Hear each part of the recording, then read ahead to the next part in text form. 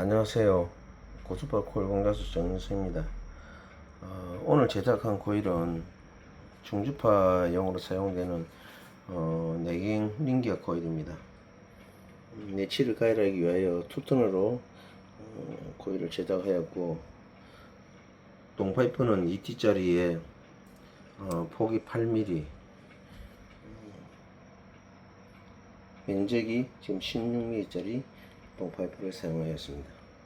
그 내경 쪽은 정사각형 동파이프를 사용하게 되면은 효율이 많이 떨어집니다. 그래서 면적 쪽을 가열하기 위하여 면적을 많이 키웠다고 보시면 되겠습니다. 그리고 동파이프는 압연을 많이 하여 이게 각이 좀 세도록, R이 커지면은 효율이 좀 떨어집니다. 그래서 각이 좀 많이 설 수 있도록 압연이 많이 된 상태입니다. 그리고 2T짜리라서 상당히 강합니다. 그리고 투톤을 S자 형태로 꼬았기 때문에 자력성도 상당히 크게 형성됩니다. 중주파에서는 실제 에너지 열 주는 양이 적기 때문에 저주파에 비해서 배낭 잡는 데 훨씬 유리합니다. 그 얘기는 뭐냐 하면은 중주파 같은 경우는 깊이 한 2-3mm에서 가열대가 표면 쪽으로 나오고 안으로 들어가지만 저주파는 4에서 6mm 지점을 주파수에 따라서 속에서 가열대 표면 쪽으로 가열대가 나오고 심부 쪽으로 들어갑니다. 그래서 열 영향층이 많이 생긴다는 거죠. 그래서 저주파 같은 경우는 깊은 경하층이 유리하지만은 대부분 링기아가 1에서 한 3mm 정도 깊이를 요구하기 때문에 중주파가 상당히 유리합니다. 그리고 변행 잡는 데도 유리하고, 저주파는 열 영향층 구간이 상당히 많이 형성됩니다. 그래서 냉각 시간도 좀 깁니다.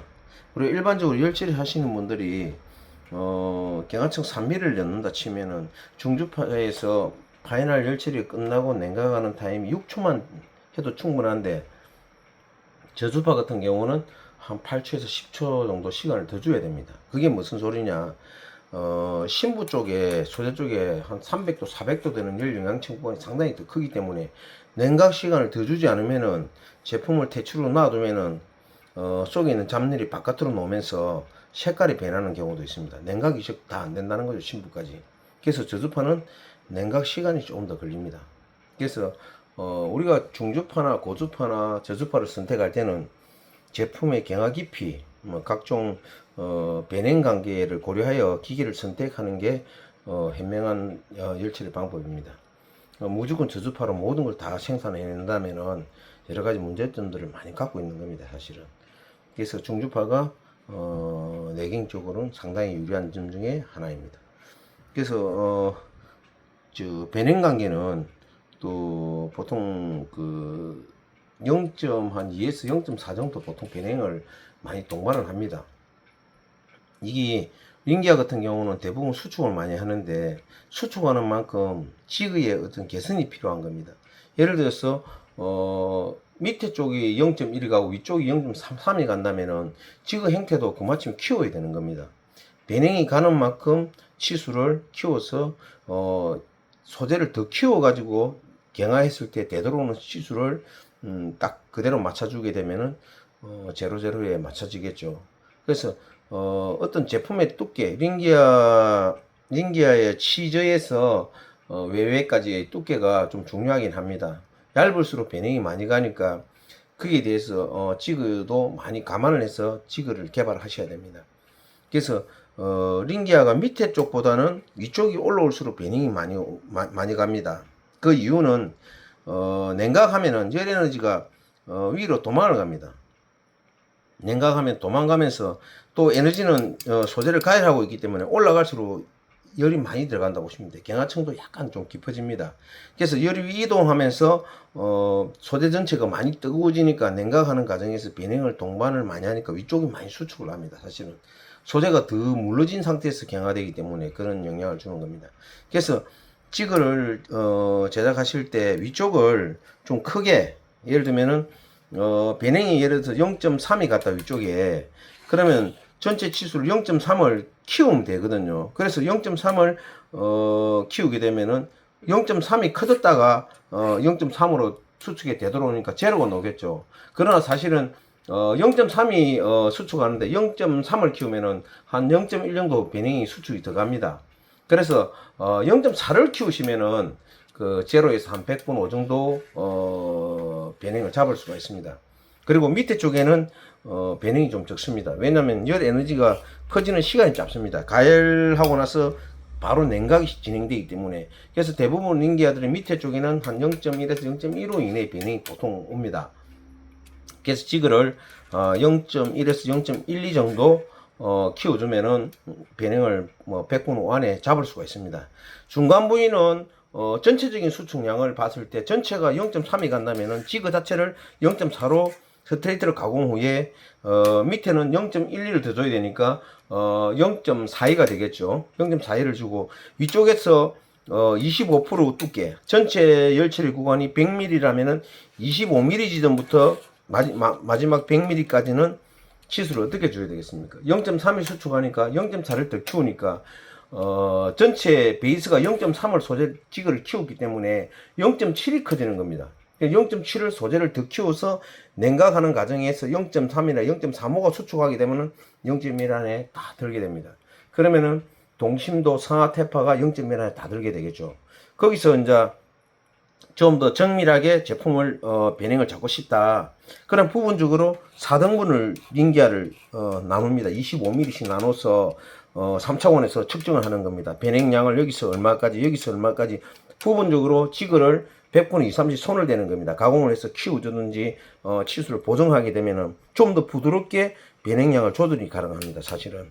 그래서 이 조절을 계속 한다고 해결되지는 않습니다. 왜냐면 이런 문제가 있습니다. 지그를 계속 키우게 되면은 어느 순간에 찌그러지는 현상이 오기 시작합니다. 즉 말하면 S자로 가는 경우가 생깁니다. 그렇게 되면은 너무 키웠다는 겁니다. 소재를 계속 키우는 게 능사는 아니라는 거죠. 그래서 소재가 키웠을 때 항상 배냉량을 체크하고 어느 정도 0.15 안에 들었을 때는 지그를 100분의 3, 4 정도 미시하게 세팅을 하셔야 됩니다. 왜냐면 지그를 한번 크게 깎아버리게 되면은 치수가 안 맞으면 새로 지그를 깎아야 됩니다. 그래서 조심스럽게 조금씩 키워가고 그 다음에 수정하고 나서 파이널 치수를 쟀을 때 전체가 잘 나온다. 동심도 상하 태파 100분의 뭐 7, 8, 0.1 안에 다 든다면은 그러나 도면상으로 OPD 치수가 0.15나 0.2가 좀 줄어들었다. 그러면 지금 전체를 손을 대릴 게 아니라 가공을 0.2를 더 키우게 되면은 치수가 거의 제로제로에 가깝게 맞춰지겠죠. 그래서 가공을 하는 가공 회사와 열처리하는 회사와의 같은 협력으로 이 소재 개발할 때 지그에 대한 설계를 하셔야 됩니다.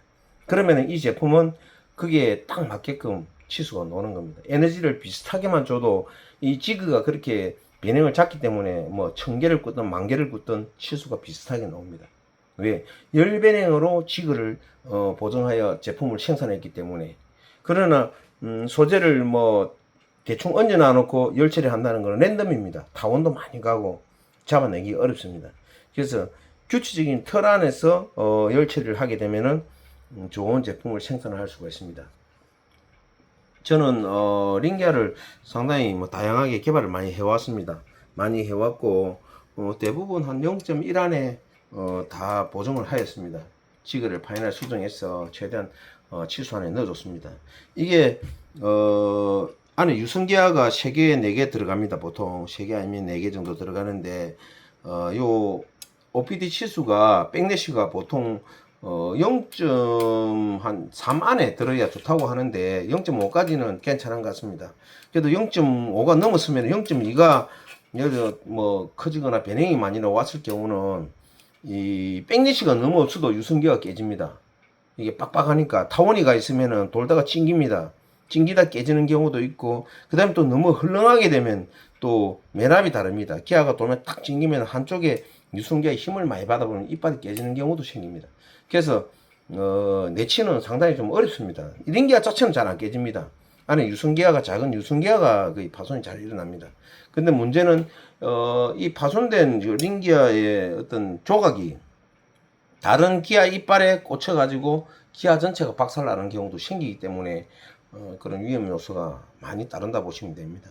그래서 열처리 하시는 분들이 경하청도 중요하지만 배냉에 대한 어떤 이해관계를 잘 하시고 지그를 설계하시면은 좋은 제품을 만들어냅니다.